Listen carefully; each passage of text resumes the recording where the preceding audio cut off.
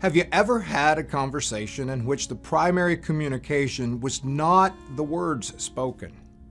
Maybe an exchange with an old friend where you say very little to express your relationship.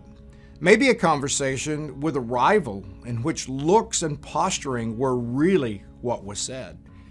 The brief exchange Jesus has with the scribe in Mark chapter 12 is similar.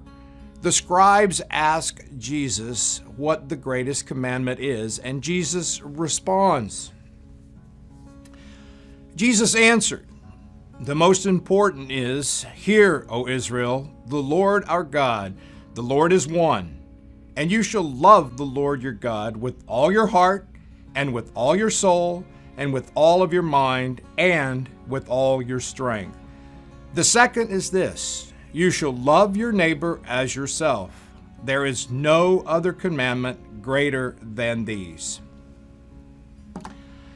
His answer connects to the central prayer faithful Jews prayed every day. It's called the Shema. But the words unspoken say a lot as well. At least in Mark, the scribes are portrayed as Jesus' nemesis.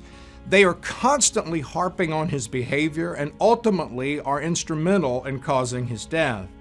And yet, in this exchange, the scribe actually agrees with Jesus by saying, "You are right, teacher."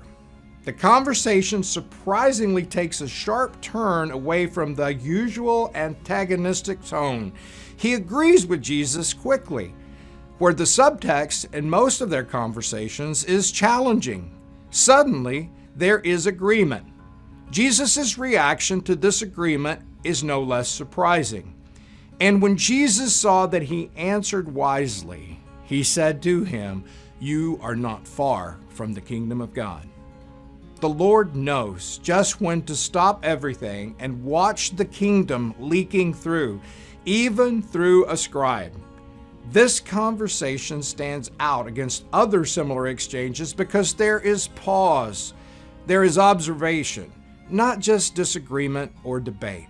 Jesus sees the change coming through this man and proves that the kingdom welcomes everyone as a matter of the heart. Unlike Israel, who at the time, who was shutting non-Jews, Gentiles out, the gospel movement welcomed all, scribes or otherwise. If that person turned even slightly toward Jesus, it was a matter of faith, not social class, not ethnicity, nor heritage, that brought someone to believe and follow Christ. So this exchange, a surprisingly positive response from a scribe, excites Jesus.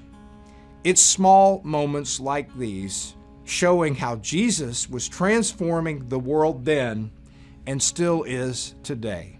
I'd like to think this scribe, who was not far from the kingdom, made it all the way across.